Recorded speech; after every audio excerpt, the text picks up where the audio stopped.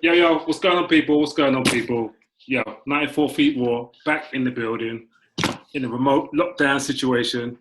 I'm here with Errol, Rodney, and we're just here to talk NBA basketball. Basketball, you know we love it. You know we used to play it pro. So now it's a good time as ever to kind of get back into it. NBA is about to kick off in a couple of weeks, literally. Everyone's excited and stuff. Well, first, fellas, just talk about what's been going on. How you been hanging? Been a while. Lost the love of basketball because of because of the fantasy basketball. But in interesting times, I'm really interested to see what's going to happen with the NBA. We all know, obviously, of all of us, we all know what's gone on, and we've seen things, and there's been a turn for the best.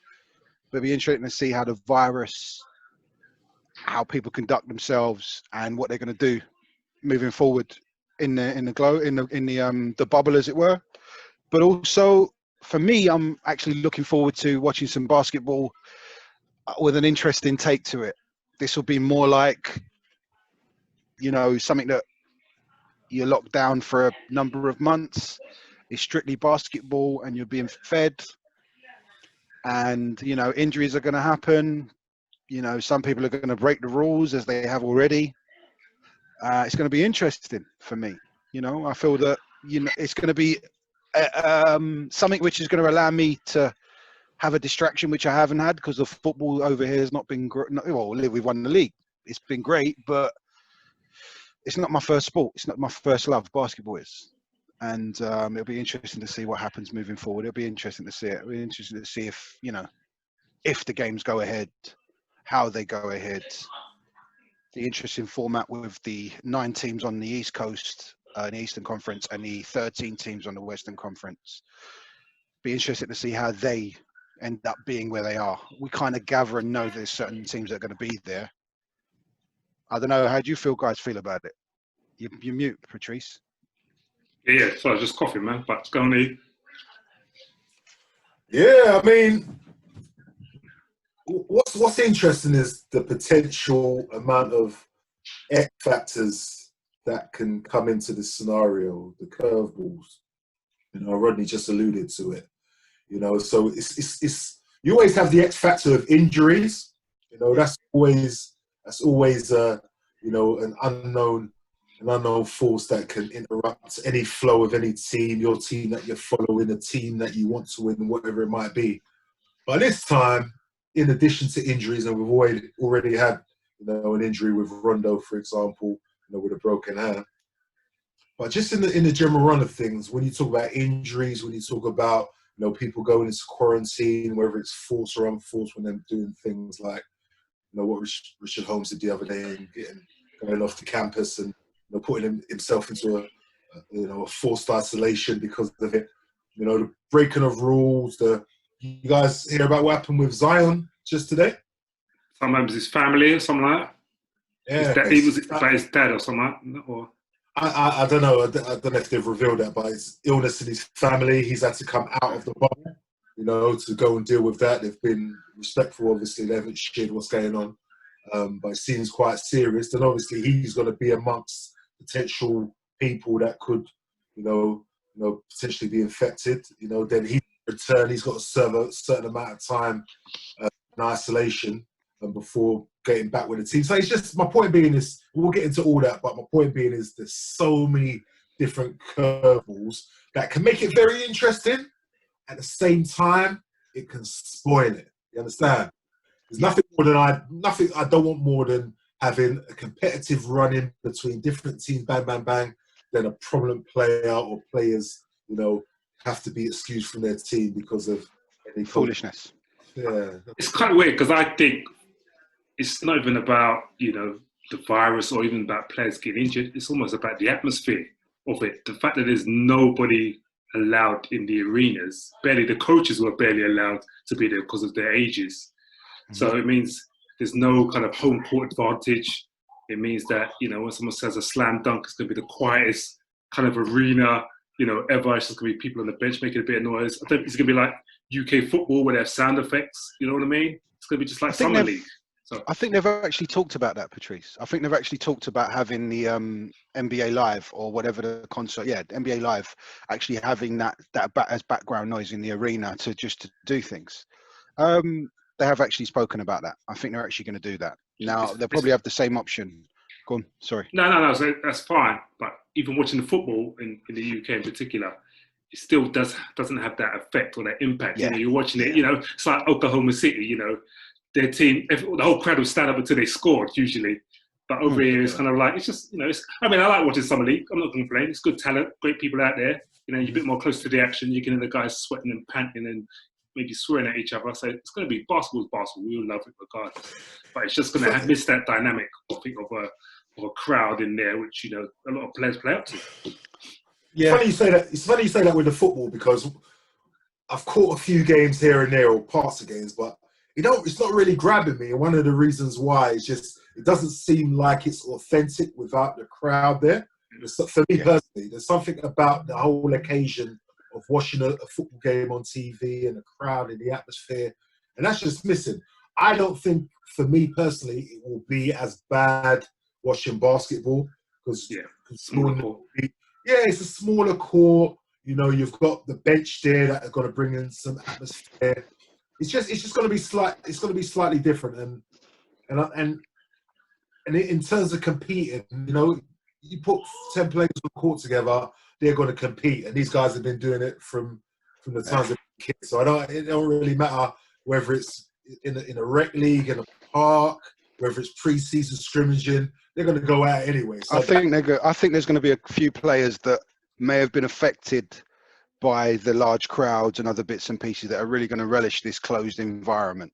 That I think there's going to be a couple of them that you're going to think, hang on a minute, he's a bench player. Usually when bench players play away from home, it's harder for them to play.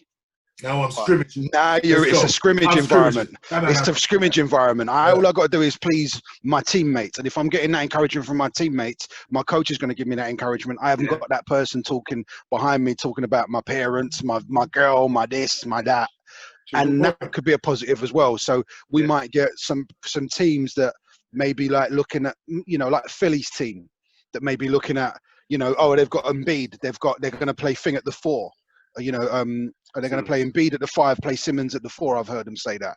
But then there could be some other players that are just role players that will step in and do great jobs because they haven't got that pressure of how many people, whether it be family, friends, enemies, people, fans that don't like them or like them. I think that may have an avenue or something towards it. You know, I think that may have that as well. Yeah. Okay. Just because it's the ball at the end of the day. Ball don't lie, and you've heard stories about. Yep, you've heard stories about, you know, and we've been part of that where the second team has whooped the first team's ass. And that's because, excuse my language, that's because there's no one saying, oh, you're a superstar, we're going to thing like this. It's just go out and play and let's do this. And because it's in practice, you find them things out. So, you know, and you've heard stories from everywhere, whether it's Mike, whether it's, you know, with Shaq or whatever else. You've heard stories all over the place where the bench and done that. Jimmy Butler rings to mind. I remember when they were talking about they'd put Jimmy on the B team and he'd come back and with the bench players beat the guys that was when he was at Minnesota, and they didn't like that. But again, you know, I think that there's going to be some positives out of that. Yeah. But there also could be some negatives. Guys wanting, I don't want the local food, I don't want this food, I want that, and they're going to turn around and get something delivered, and then bang, that's it. Yeah, but I mean, you know, I think it's the best alternative rather than playing in their own environment or whatnot. Oh no, it's the best. I think it's a good idea. I think, you know, we're all kind of curious what's going to happen, what's going to go on. I think that adds more to the NBA's kind of mystique, if you know what I mean. So, interesting. All right, what you guys think, you know, about from which team is going to kind of move on, obviously from which conference, you know, on the back of this kind of whole unique situation? You're talking about just getting to the playoffs? Yeah, obviously just... Go ahead. We're part of the 9 teams. We're part of the East Coast, West Coast. Yeah. Put them up on the screen? Yeah, please. Yeah. I'll tell you one team that is in the playoffs right now that I don't... Can you see it? You see the NBA.com? You see the teams? Yeah. It's Brooklyn. Brooklyn there, man. You know, Brooklyn have been decimated by people stepping out. Dinwiddie's out. Durant obviously was never in. Irving's out. DeAndre Jordan's out. We've got Jamal Crawford. They've got Jamal Crawford in, but Thingy's out as well. What's his name? Chandler. Yeah, I just don't see. They're not. Click on it, Rod. Check out their roster. They haven't got the sustainability, as far as I'm concerned, to make any time. Well, for me, when you look at the other teams in it, so I'm going to go back. I'm going to show you the other teams that's in it. There we go. I'm going to show you the other teams that's in it. For me, there's one team here that's not making much sense. The Washington Wizards. So no matter how badly Brooklyn play, the Washington Wizards, I don't see them getting there. They've got to win, I think it's 4 games. They've got to be within 4 games of 5th place to force a playoff. Yeah. Washington, they only got Bradley Beal. Yeah. Bertrand, their only 3-point shooter, which he shoots with no conscience. He just throws it up. That, especially at a place like that, if he gets hot, you just throw him the ball and he's going to throw it up. He's decided he's not going. And Orlando, they are, in my honest opinion, the home team. What do you mean? Well, they didn't have to travel far to go to the environment. Yeah. But neither really did the other teams, in the sense that they're going to have a period of time they're going to acclimatise. It's not a home court Orlando are used to. There's no home crowd in there. No. Just home environment for them. It's the home. They're used to it. That's all I'm saying. I think mentally you could be right. But... Yeah, I mean, what are they used to though? The fact that they're still in Florida, they're still in Orlando. Yeah, that's it. That is it, because they ain't used to winning. That's not going to make it any time. They're 24. They're 30-5. But as I said, for me, I think they're honestly, how many teams you see on that list really and truthfully got an opportunity, got a chance to win it? To win the championship? Yeah, on the East Coast. Well, let's go through. Let's play a little game. So obviously Milwaukee, 1 seed, one of the top rated offenses and defenses. Officially got the MVP on the team. Just awesome. They're just solid all around. Real championship contender. No issues whatsoever. Tell me about Toronto. You tell us about Toronto. No, they've got the whole nucleus of their team apart from Kawhi. Listen, they've been in Orlando for the last month. I love this team, and I think they are a potential shot team to make it to the final. I'm telling you, legitimately, man. They've got an opportunity. They've got a bunker mentality. They went into their mini training camp 2 weeks before everyone else was asked to be in Orlando. So they're getting that prep in. Nick's just going to be he's just so systematic as far as his preparation. The team's got unity. They got health. They've got no key players out. Trust me, man, they are, and they've got the experience of being in the championship games. Obviously, they're going to Kawhi, but they've got a better record than they did a year ago right now. they were playing good in the regular season as well. They had some good 15-game, 16-game streaks as well. I also think that they're disciplined, and with the way that they've won other games where they've pressed, they've played zones, and they've done other things to cause confusion to the other team's offense. I think that Nick will throw out some things because he knows that his team is capable of doing it, and where he did it before during the league, I think he's got an opportunity to do the same thing here in this bubble. So they've definitely got a chance to do it. They're the sort of team that can sustain an injury or two and just have other guys just slot in and follow through. You know what I mean? Yeah, I believe that. Yeah. They are. Siakam's probably their best player. But if you look at the construct of their team, they're the sort of team they could take. I can hear some background noise. Who's got the kids? That's me. Let me go on mute when you. Yeah, so they're the sort of team to me, definitely, that can sustain some injuries to some key players and still roll on. Not necessarily win the championship, but can grind through the playoff stages, which is this is what it's going to be about. The Boston Celtics, go ahead, Patris. Well, Jason Tatum during the season was playing like an all-star, playing like an MVP. You can't dispute it. But he's kind of up and down with his leadership. I think they still need Kemba as the leader. But if Jason Tatum was more like he's got 1 or 2 seasons to go before he's really that kind of top 7 player in the league, which I think he can be. But I think in terms of players, one more season. He's ready next he season. just needs consistency more than anything else. And that I takes think time it's to build. more. I don't think it's one more year. I think it's more the. I don't think they play with a leader. Like, I think they've got different people that do different things, and it's slightly different from other teams. But I honestly believe that Tatum could be the leader of the team if they played that way. But you've got Tatum. You know, they're gonna give that amount to thing. But you've also got the other guys that are on there. You've got Brown, who's doing an amazing job. Jaylen Brown. You might think, but he's doing an amazing job. You've got Hayward.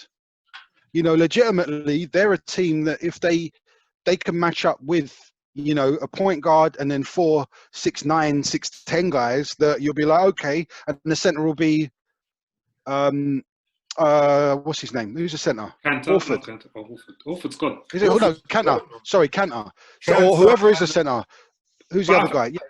You know, so whoever the center is, they can match up because they've got Jaylen Brown playing the 4 or 3. Yeah, you've got, you know, the guy I picked in, you know, he was well playing a 3 or 4 or 2. You've got Hayward doing the same thing, and then you can add, if you wanted to, you could go very small and add another guard and take away the big men, or you could have a big guy there and play like that. And I think that they've got that squad. I just don't think the offense helps anybody be that pinnacle. Okay, we know that he's going to give me 25, or we know that he's going to. I appreciate that. I think the only issue is identity, and I say that because last year there was Kyrie's team, but he kind of failed. And before that, Kyrie and Hayward were injured. They had their best run, almost made it to the top of the semi-finals, where they lost like in 7 games to the Cleveland Cavaliers. But then it's kind of been an up and down ride. You know what I mean? Kemba's been injured this year. It's just about kind of identity and unity for that team more than anything else. And I think I can't see anyone at this particular time just kind of pushing them over the edge. I think they're going to always compete, but I just don't think they've got that kind of, we're ready to take the next leap like Toronto or Milwaukee kind of is. The thing with a team like this, though, when you've got multiple scorers who none of them's really the clear-cut number one, then it's a game plan against. It's not like you're just going to throw it all the kitchen sink at Tatum and think you're going to shut him down. You know, they won't allow that to happen. Yeah, but my point being is that, you know, you've got 4 guys in terms of Kemba, Hayward, Tatum, and what's my man's name, and Brown, who they all get 25 on any given night. 25. Yeah, but that's like saying, you know, the team, you know, you shut down LeBron, other players don't. You know what I mean? The good players just make other players better. Is basically what I'm really trying to say. You know what I mean? And I think Tatum doesn't make anyone really better apart from himself as of yet. So yeah, that's fair enough. But my point being is that they can potentially be a difficult team to game plan against if they're all healthy and they're all firing. You know, Hayward. Yeah. I think the lockdown would have been a blessing for Hayward, where, you know, he was just getting into his stride, getting his health, getting his confidence back in his body. You know, he's the guy that could come in, and if he's anything like his old self before the injury, you know, close to it, they're a dangerous team in the East anyway. You understand? So, you know, obviously they lack a little bit of size in the middle, but you know, no, they're ready to go, man. They're ready to go, definitely. Right. So those. Do we talk about, does Miami have a chance? Oh yeah, Miami's in that same category. To me, Miami's in the same category with Boston and Toronto.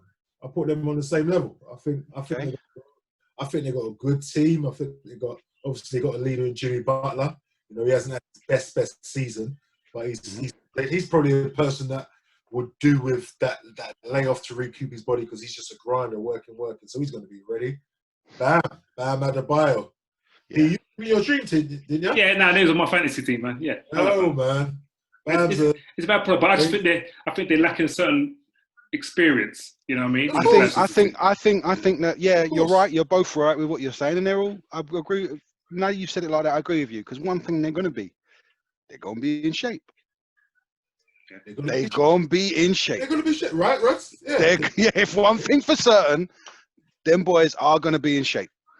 And it will be nutrition. No, go on. You're right. If it's going to come down to nutrition, it comes down to being in shape. I wouldn't say nutrition. I was going to say attrition. Attrition. Sorry, it comes down to attrition. Sorry. Of attrition. You understand? It's sometimes going to go to. It could be blind luck in terms of teams that are healthier, teams that are grinding, working hard, and you know they're well coached. You know, as you said, they're going to be in shape. They've got good shooters all around. They've got good guard play. Yeah. Got a good big man. They've got a leading man. They're a dangerous team in the East. In the East, they're a dangerous team. Yeah. Indiana? I don't know if it's worth discussing the rest, man. Anymore. No, Philly. No. Philly. I have to talk about Philly. Hold on. Back. Indiana. Yeah, go on. So the issue with Indiana is Oladipo. Yeah? I mean, because he's not committed yet to being in. Because he kind of has. He said now he's looking to play because he's practiced.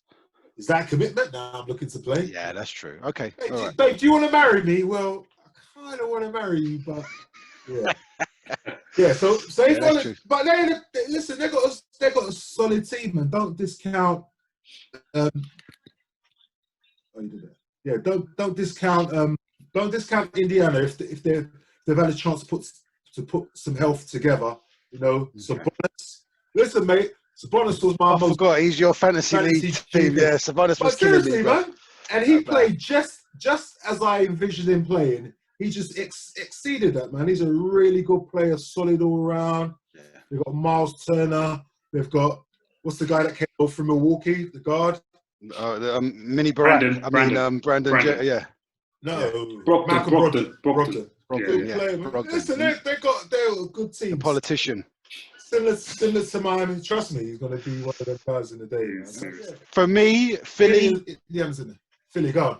For me, yeah. Philly has got an opportunity. And the reason why is because I heard them say they're going to play Bennett the 4. I think the reason why they're going to play Bennett the 4 is just to capitalise on his size. They already benefit with him playing like as a big man playing against the guard and he pushes the ball up the floor. What's it going to be like when he's got other guards that can distribute the ball as well as allow him to push the ball up the floor at playing that position? I think that will give them an edge. Go on. No, I was to say. So what about Al Horford? You know, and I think Philly have been kind of the biggest bust this season in terms of their away games. Yeah. They just kept losing. I mean, their away record is shocking and stuff. And I just feel like, because in regards to what they did last year in the playoffs and in regards to their regular season performance, it just doesn't add up, you know. And I think I'll tell you what, chemistry. Brett Brown did a good PR job on this one because he tried to sell it like, yeah, you know what, we'll put Ben to the 4. You know, he's got the speed, he can get out, he can finish, yada yada yada. The bottom line is, if Ben Simmons could shoot the ball, he'd still be running a point for them. And that's the bottom line. Yes. They reached the ceiling on where that team could go with him at the point. And it's just a blessing that they had locked down to sit down and probably just talk about, listen, Elton Brown's probably like, listen, we got to do something because we ain't going nowhere with this. Yeah, that makes sense. And it could work out, you know. And they got Shake Milton at the point. He had a couple of really good games before the season closed. But is Shake Milton, is he going to be good enough to lead from the point? Well, point guard's quite an arbitrary because everyone can kind of handle the ball, man. But the good thing about Philly is that they're going to be an unknown quantity coming into this, you know, because they're going to shake up the way they play. But let's not fool ourselves that the only reason they made the move is because the guy can't shoot or won't shoot. Nah, I mean, you know, if Embiid is healthy and is willing to give them 28, 12 a night, they've got a chance. You know? But I hope that he's rested enough so that he can actually turn around and play. Not okay, I've got to take a game off or I've got to do this and that. I don't want to hear that from him right about now. Yeah, now if he does do that, that's where Al Horford's going to come in and capitalize on the team playing, and he's going to get those minutes. But from where I'm standing, it's going to be a bit tough for if Joel Embiid is going to be out partly playing because of injuries and stuff. I think that's really going to help them because Philly need both players. Philly need both of their players from Errol and firing. But assuming good health for everyone, they just become deep. Now you got Al Horford coming off the bench leading the second unit. There's so many different things they can do with their lineup. Tobias Harris has got to step up. You know, he signed a big money contract. Big contract. Yeah. He's got to produce. To me, listen, say what you want to say about Ben Simmons, and everyone loves to talk about Ben Simmons, and they always talk about the fact that he's a poor shooter, me included. To me, he's a top player in terms of, obviously, put aside his shooting, but what he does on the defensive end, do you watch this guy play defense this season? Oh, there's no issue. I don't think there's an issue with his defense. Unbelievable.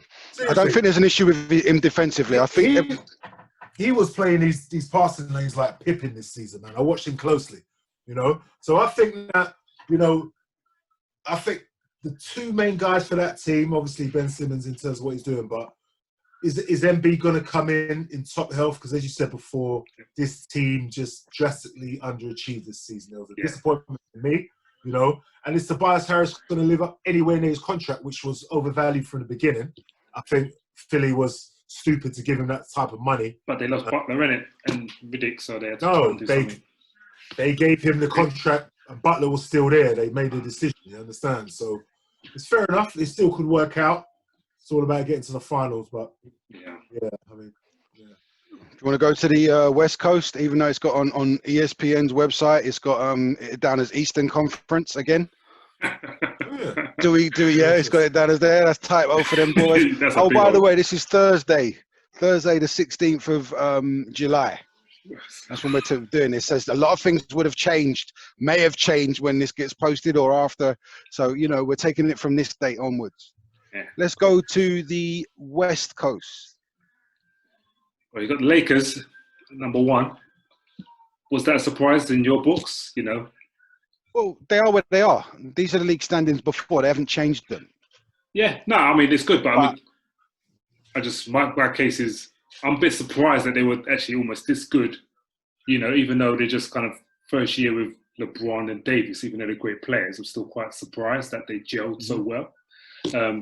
But taking it to that next step, I mean, we all know the Clippers are loaded, and I don't know, obviously, they're losing Avery Bradley because he's not going to the bubble. Dwight Howard's a question mark, even though I think he's going to go. And I think, like you said, Rondo's injured now as well, and they've signed J.R. Smith. So the team's a bit, you know. And Dion Waiters. I mean, they've got a team, but have they really got a team? You know, that's.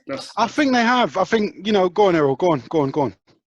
No, it's just what you said. Have they got a team? And you've got two key players that are going to be out with Bradley and Rondo. Then you've brought in two guys that did not play the whole season. That is very much an unknown factor.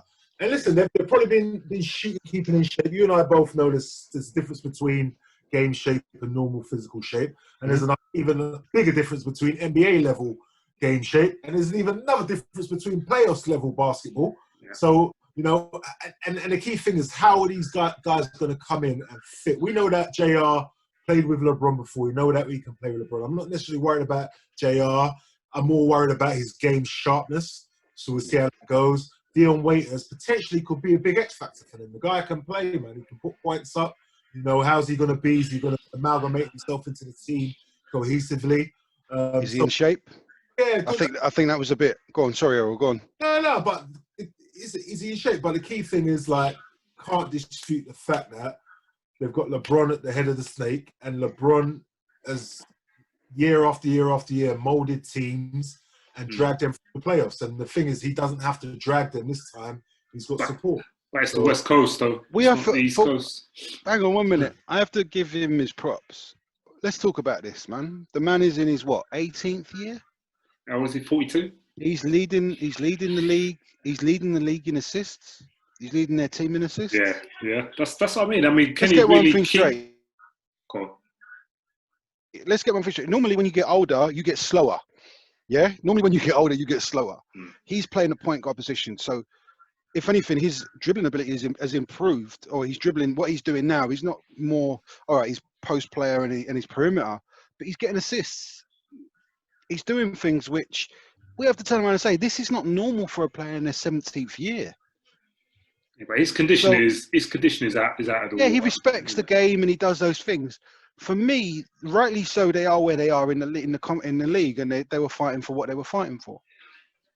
Going into this bubble, LeBron has got something, and this goes back to when I was talking about other players and taking advantage of certain things. For me, LeBron has got something that as LeBron has finally got a chance to do something that he hasn't done probably since he was 13 years old, is to play games behind a door and only have people that play the game with him. Good point. He's got no fans, no other bits and pieces. He will do his thing for socially awareness, Black Lives Matter. He will do his thing. But this is an environment where he gets to play, and he can be one of the fellas and not have that environment which was controlled before. You know, he had to control the narrative. He had to control the environment. He would bring his team into his house to do things. They will still do that because the team will still do the things. But then him as a person, when he gets up and goes for a walk around Orlando, Disney World, that hold of public, of anything else, other bits and pieces, that's not going to be there. Yeah, he's not got that on him. He's got other things he's got to deal with, and he will address those things there. But for me, this is something that LeBron hasn't happened to him for a number of years, and I believe that will give him the focus to do what he needs to do. That's interesting. I mean, I was just going to say, it's definitely because his career is getting shorter. Obviously, he's aware that he needs to do something in LA so that he can establish his legacy there as an official Laker like Kobe, obviously before him. So I think he's still got that on his back, and I think. And also, go on.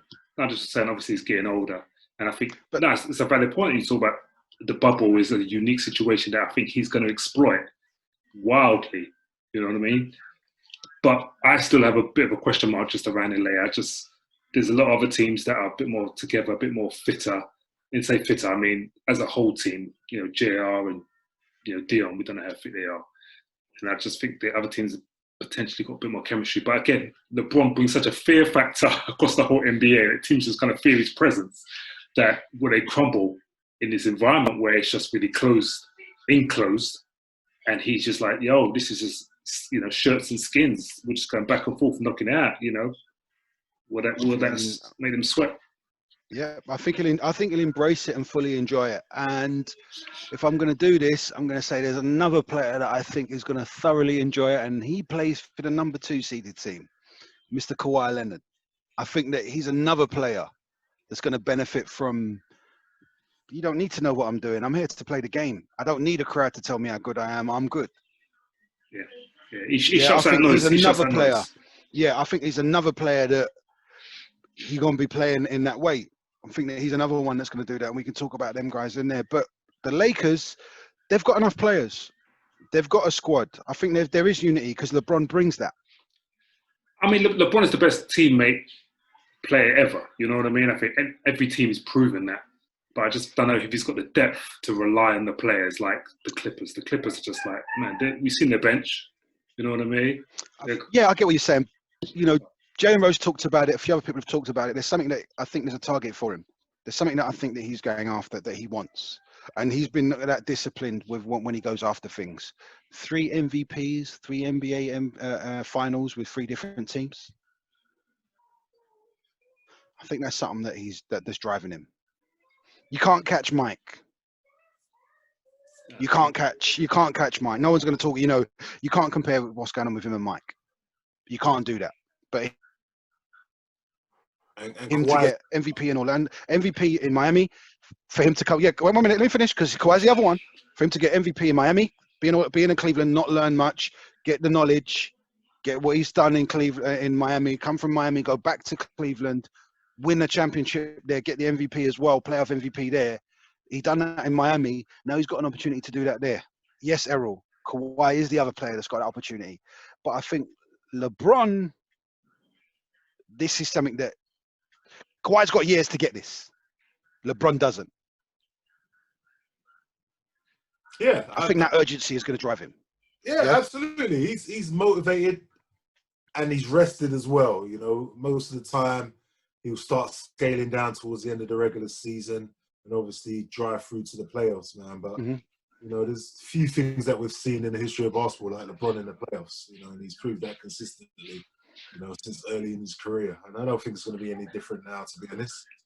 And I hear your point about the Clippers' depth, Pete.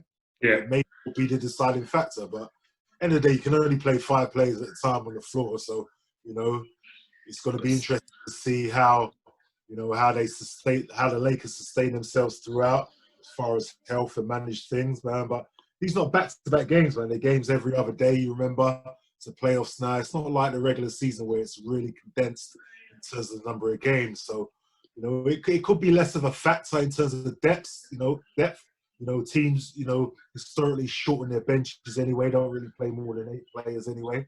You know, and if we think about the Lakers lineup now, hopefully Dwight Howard committed to playing it. Yes, he has now. Yeah, he has now.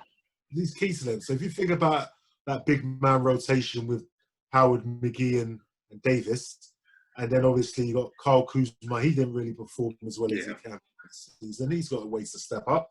You know, you got one of the Morris twins. Yeah, and all about him. You got LeBron's motivation, but Anthony Davis has got some stuff to prove now. You understand? So he's never been out the first round. He's never really cemented anything in terms of a legacy in the playoffs that all top players have to do. And if he's going to be considered a top player, this has got to be the year. You got to show and prove. So to me, they're even. Clippers and Lakers, they're both right there along with Milwaukee. I think they're the 3 clear favourites. But to be honest, the Clippers might even edge them because of what Patrice was saying in terms of they're hungry. Yeah, and they got Kawhi and Paul George. Paul George, that's what I'm saying. And one of the and as a backup, they've got one of the Morris twins as well. And I think they picked up. Didn't they pick up another guard? Yeah, they got one from Detroit. What's his name? Reggie Jackson. Reggie Jackson. You know what I mean? Jackson. Yeah. And they've got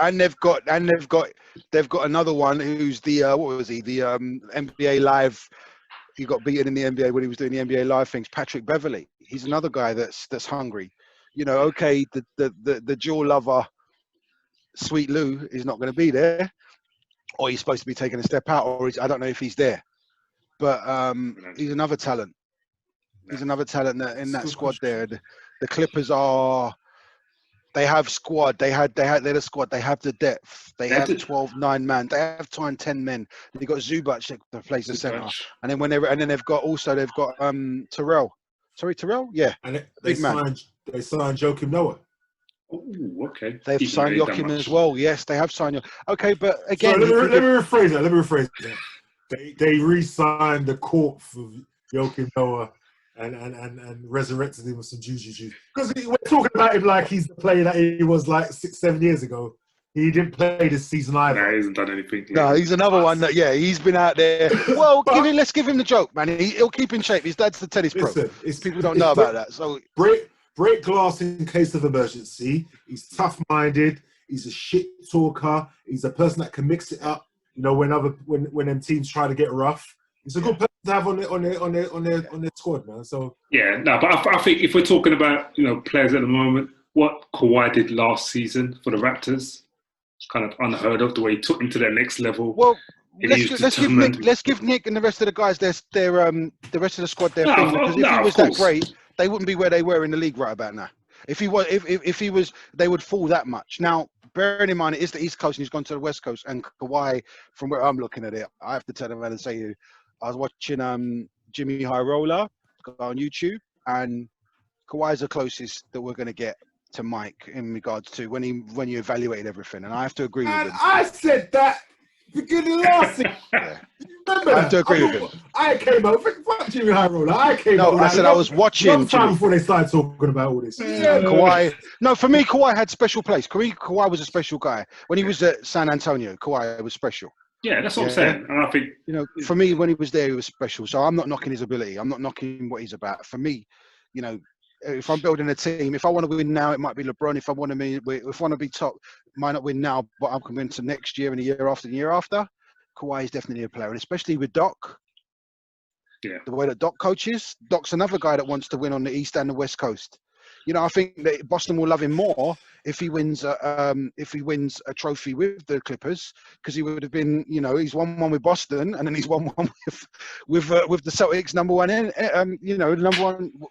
tenants, as it were. So what about these other teams, though? Because we're just kind of, just not bigging them up at all in any shape or form. And obviously, they're good Denver ones. Nuggets. Yeah. Denver Nuggets. They'll be in shape. Jokic has dropped 40 pounds. Yeah, and they're saying it's because of Corona, but right now, Gary Harris, Michael Porter Jr. and one of their other forwards, key forwards, they're out. They're not even in Orlando at the moment. What? Yeah, proper. Gary Harris, Michael Porter Jr., and what's the other small forward? I can't remember his name top of my head. Grant?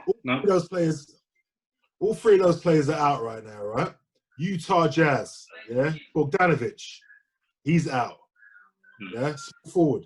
Key small forward. He was the third best player on the Yeah, he's out. They're in trouble. He's out. They're in trouble. You understand? They're in trouble.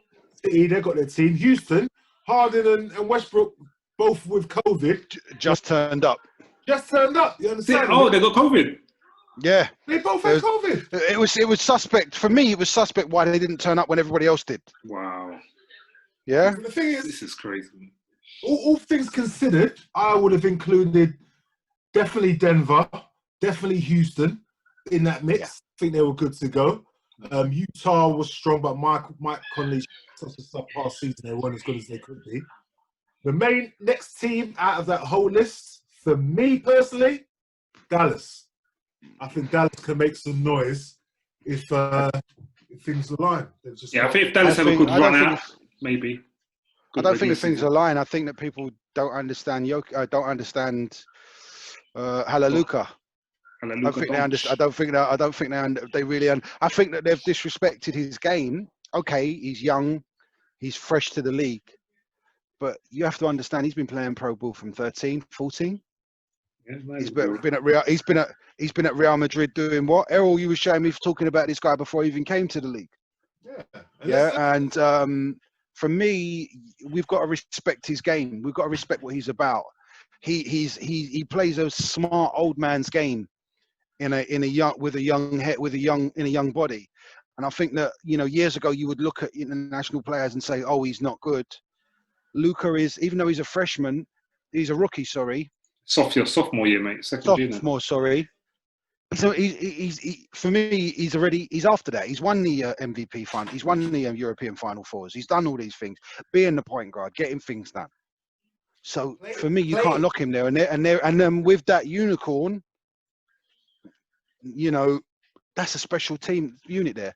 But again, it could be a case of, San Antonio put something great together, if possible, because Popovich has got them disciplined. No, they're not doing nothing. And LaMarcus Aldridge is out anyway. He's injured. He's not in Orlando. He's not going to be playing in the playoffs at all. San Antonio done. I don't think they'll make them. No, they'll forget them then. I just looked at them as a name there. They're 12. So, what do you reckon? Portland? Sorry, let me just speak on Dallas 1 second, because one of the things people, if you're North American, it's hard for you to understand the concepts of the cup competition. Yeah, that we're used to in Europe. You understand? And you know that there's a bias, a prejudice towards European players. Period. Yeah. There has been, especially white European players. Part of it is the unseen because they haven't heard of this guy and he comes in. And a lot of it is just like, who is this guy? Until someone like Doncic comes in and he's proven himself as he has, and you see, all right, what's going on? Then the next narrative comes up, but he hasn't been in the playoffs before. Which technically is true, but he's been in all those European competitions of Final Four. Yeah. Won. He was in the European Championships. With MVP. Won. MVP. He won MVP for Sevilla. Dragic was. He was MVP for Real Madrid. Final Four. Real Madrid, yeah. He's been in all those. Listen, he will seamlessly slide into the playoff picture. Trust me, unless they meet Clippers in the first round, because they can't handle Clippers because they've just got too many long bodies that they can throw at him. That's the only weakness of his game is his athleticism, in my eyes. I think That's not a weakness. Let's get one thing straight. No, because his only weakness is Kawhi and George. No, so when players lock him down, I've seen him, he gets frustrated. I don't know if it's his youth, but he gets a bit frustrated and he hasn't got that ability to kind of just go up above players. He's kind of got to be smart and overthink things. So I think give him a couple of years and I think, bam, he'll be running the league. But right now, at this very time, he's got to get used to the running the league. I think he'll be in the top five. I think he'll be in the top five. Mate, seriously, I think the guy's so smart. He's running the league. if LeBron goes, man, he's going to be running it. I just think, Kawhi's still there. Kawhi's there, but Kawhi's got the smart guy, mate. The gentleman that decided to leave the Golden State Warriors and go to Brooklyn. He's another gentleman that's still there. Yeah, coming off an Achilles tear. He hasn't played since. Okay, but he wasn't going to come back to do that. But it is possible for him to recover and still have a great, still be better than, still be good. No, but I just think what Doncic has done in these past 2 years compared to what those players have done, we can't compare. I mean, the only person he compares to is LeBron, realistically. You know what I mean? And I think, go on. No, just what you're saying, the season that he had at 21 years old, think about it, right? Because not even LeBron did this. Who came into the league as a rookie, then came into their second year and is automatically a top 5 player? Because LeBron weren't even that. LeBron weren't a top 5 player his second year. You understand? Yeah? Top 5, top 10. I can make an easy argument that Luka Doncic is top 5 this year. Yeah, and you can make an argument he's top 10. He was almost MVP. He's almost MVP. Almost MVP. He's only for me, not almost MVP, because their team is 14 and 27. He was top. He was one of the top MVP candidates early in the season, easily. Him, Harden, LeBron, and Giannis were easily the 4 top players earlier in the season. Kawhi. No, but I don't look at I don't grab it early in the season. I look at, when you look at MVP, I wait till we get to the end. So I might not like Harden, but yeah, he's in that list. Listen, I'm not denying he's got years that the other guys don't have. Yeah. So I'm not trying to put him, say that he's not worthy of being in that bracket. I'm just saying there are other players in a prime that can do a little bit more, just a little bit more than what he's. I'm not knocking his ability. Forgetting he's only 21, 22. To be honest, if he was I'm not knocking his ability. I'm not knocking what he's for. I'm just saying, give him next year, the year afterwards. But there's going to be a couple of other players out there that can do things. I respect his game. I think it's amazing. Yeah, I'm not knocking his game. I'm not saying that. But right now, you're forgetting that for me, if I'm going to give him the MVP candidate, I'm going to look at teams. I've got to look at, will he win the league? Will he win a championship right now next year? Is he with the team that he's got? He just needs one piece. He needs one piece. One piece is all he needs. But then I have to turn around and say that if he needs one piece, we have to now look at what's happening at Golden State now that everybody's back. Next season, we've got to look at obviously LA. We've got to look at both LA teams next season. We're going to look at Brooklyn next season. We're going to look at whatever else decides to happen.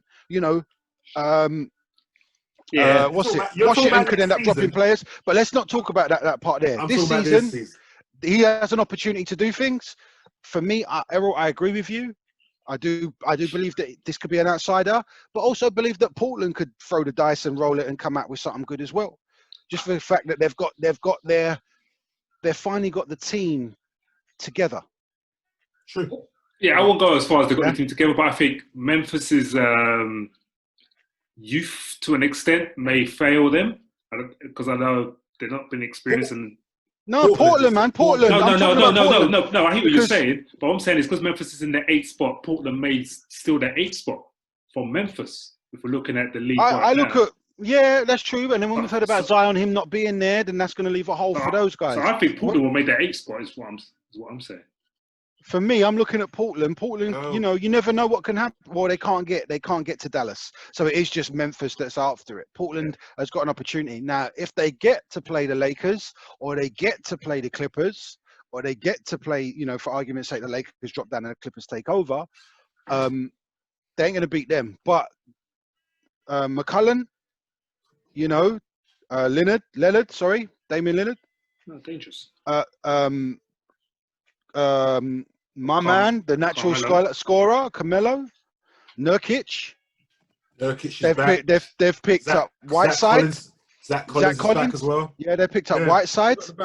They've got the band, from what I'm looking at, they've got the band back together. And where my man's back in his home state, Whiteside was in Miami doing his thing for a number of years.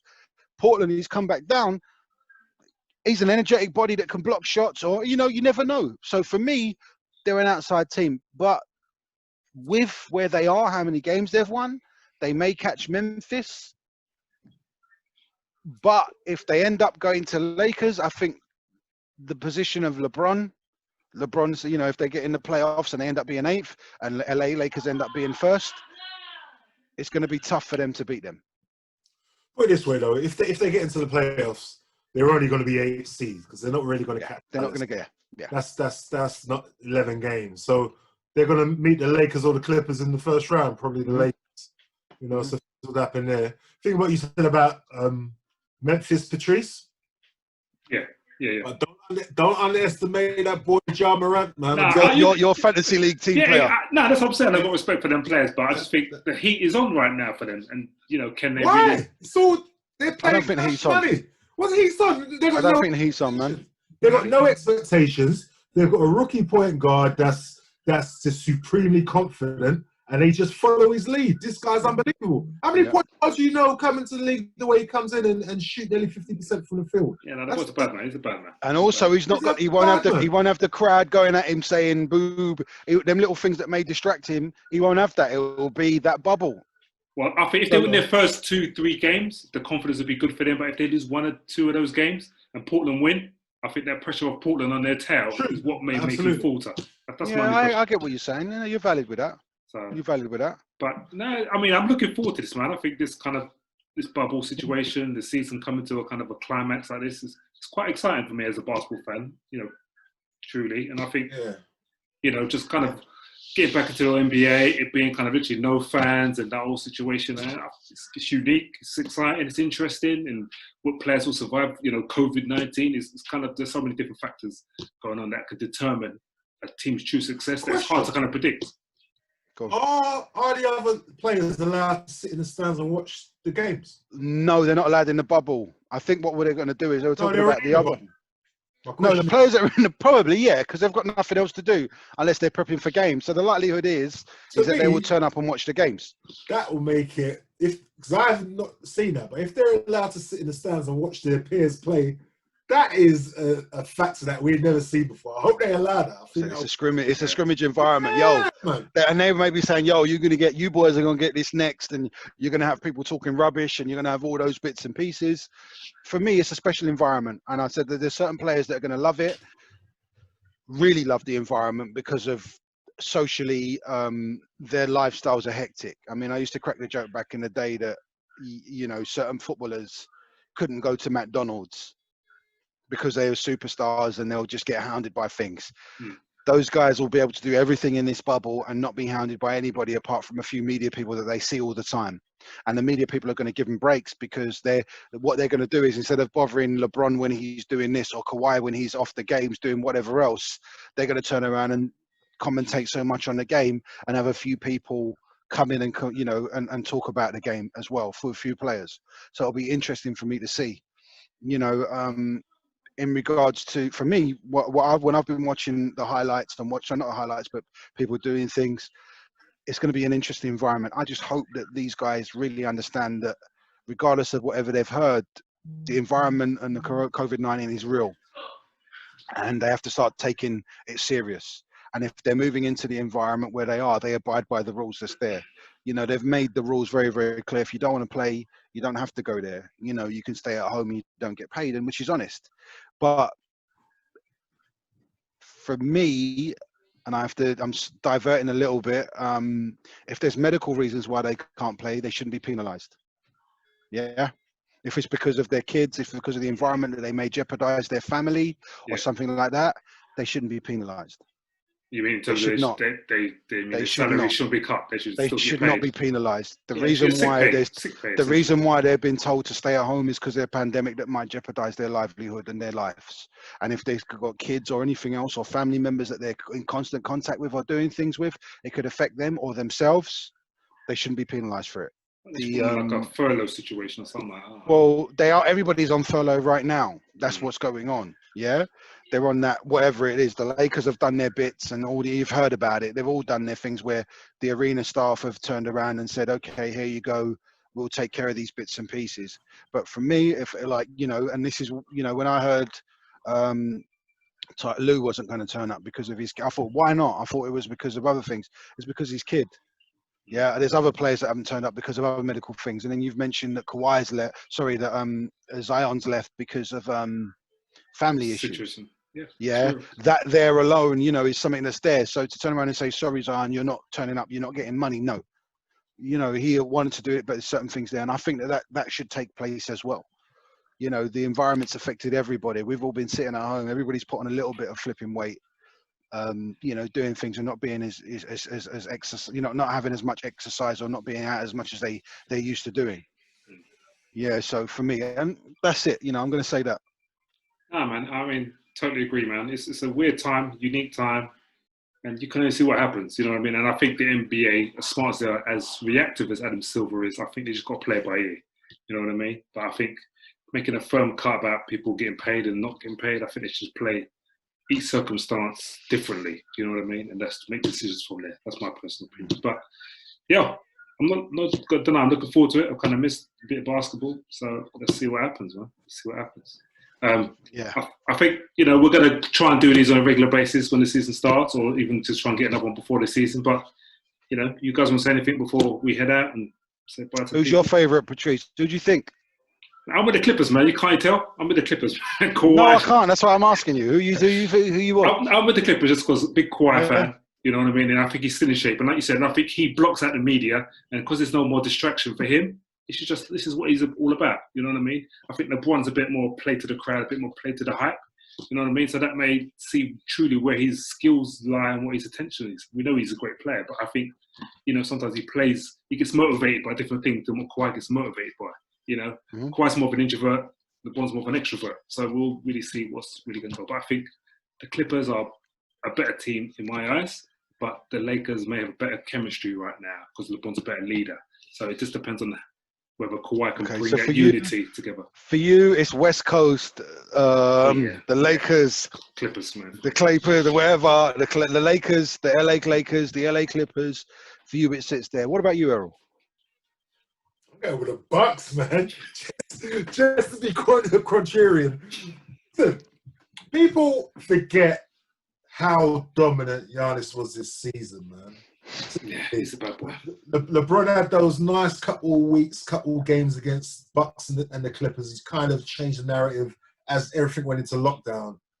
Yeah. What this guy did this season was dominate on a level that only the very, very, very top greats have dominated at that particular level. Yeah.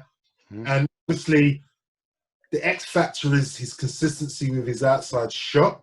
But as far as the Bucks, they've got everything they need to get to the final, and they've got everything they need to potentially win the championship. Yeah, so not even whether they can beat the Clippers or LA in the 7 game. There's a lot of other factors that come into it. All things being healthy, I think all 3 of the teams got as good a chance of anyone on a particular day or throughout the series. But as far as getting to the finals, I think Milwaukee are best equipped more than anyone in the league, because you remember. Clippers and Lakers, they're in the same conference. Only one of them is going to get to the finals. You understand? Yeah. But I just think Milwaukee's got an easier route. I think they'll have an easy first-round series because they'll play at Brooklyn or Washington, and they'll easily get through that, and that'll be a nice warm-up series for them. So I just think don't underestimate. There's times in the league. We was talking about Luka earlier, and I love Luka as a player, but the next guy up is not Luka. You understand? The next guy up in reality, because he's established himself from a regular season point of view, and now his opportunity is to do it in the playoffs. Will he get it done? Is to be seen. But if he does get it done, then this could be the start of a particular run from this particular player that could last for a while. You understand? So yeah. And he's just determined. This is a guy that has got the mentality, he's got the focus, he's got the old school dog in him, and he's going out there taking heads, and he's not going to apologise. So I get that. I'll roll with the Bucks. For me, it's a bit of a tough one because I think that the Lakers and the Clippers have both got something that's good, and both got opportunities to do something. But the bottom line is that they're going to play against each other, and it's going to go to the distance. I don't see it happening there, and then whoever gets to the final is there. I've had a chance to watch the few games, obviously, that's been since we've been off. So I had a chance to watch a couple, and I've been watching it with the eye of what's it going to be like when they play in the enclosed area. And the crowd had a lot to do with it. Hence the reason why home crowd had a lot to do with the pressures and players acting differently and playing well away from home and stuff like that. I think there's about 5 or 6 teams. I'm not going to turn around. I can't pick one. And the reason why I can't pick one is because when I choose one... Pick one, man. Go for it. I can't knock LeBron, but then I'm looking at Kawhi and saying what he's doing is thing is amazing. And then I'm looking at the other teams that's there. It's not about the fence for me. I'm not on a fence.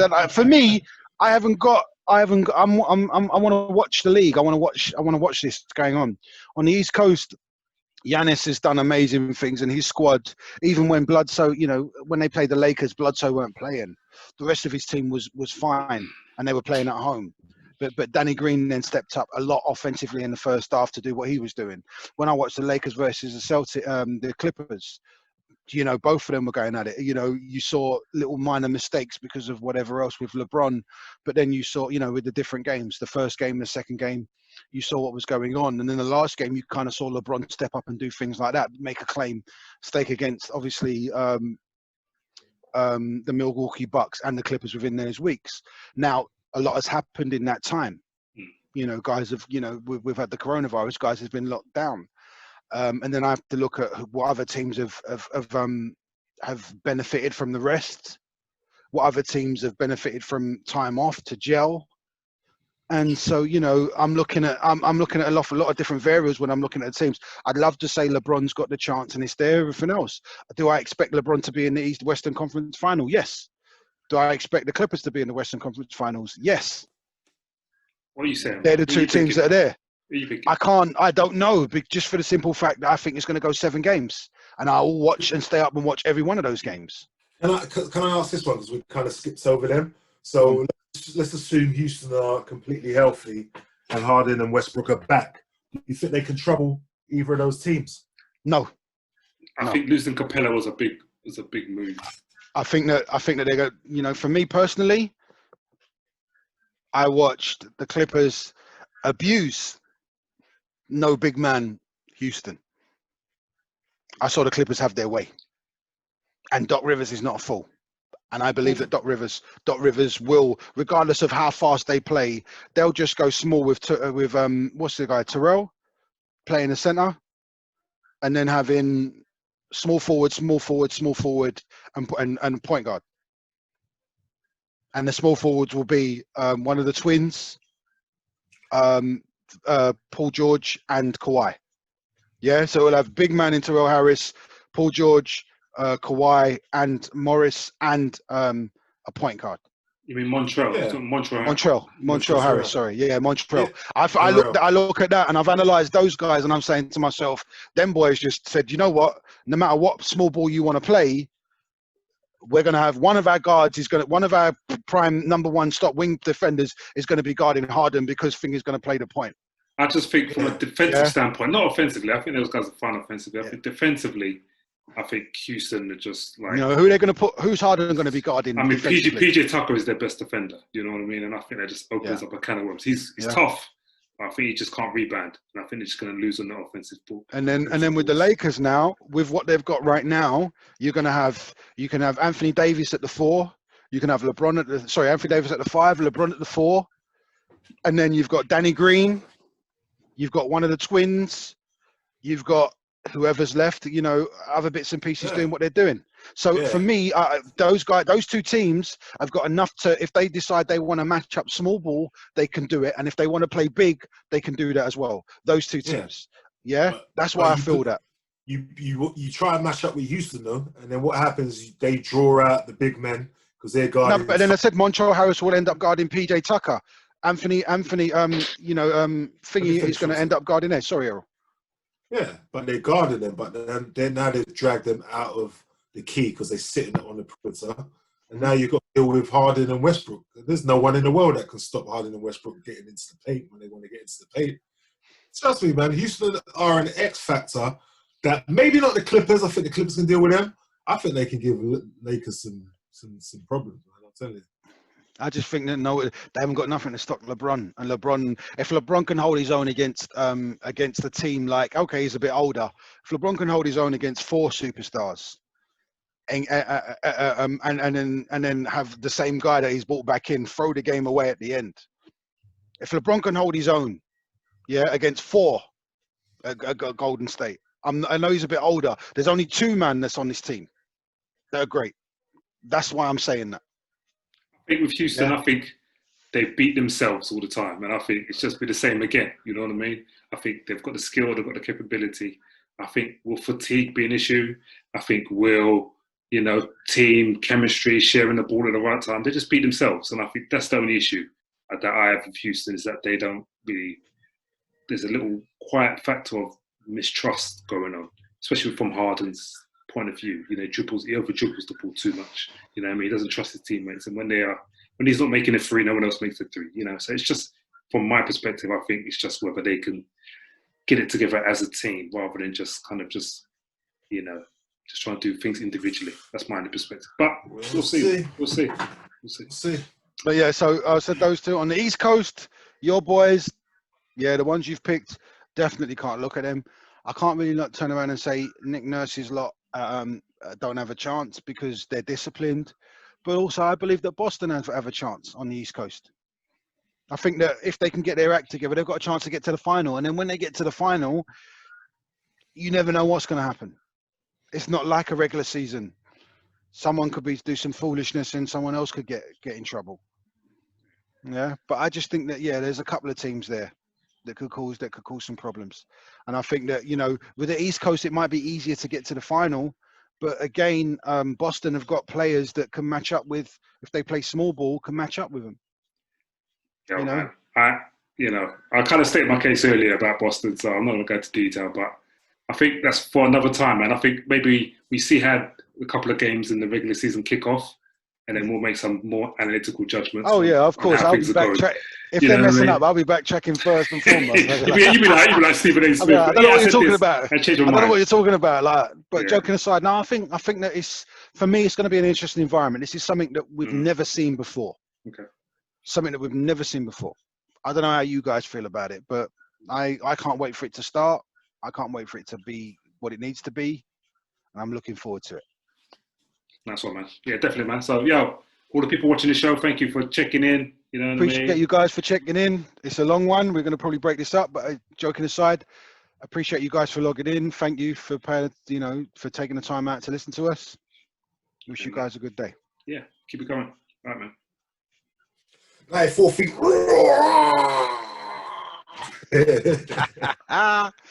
Nice one, guys.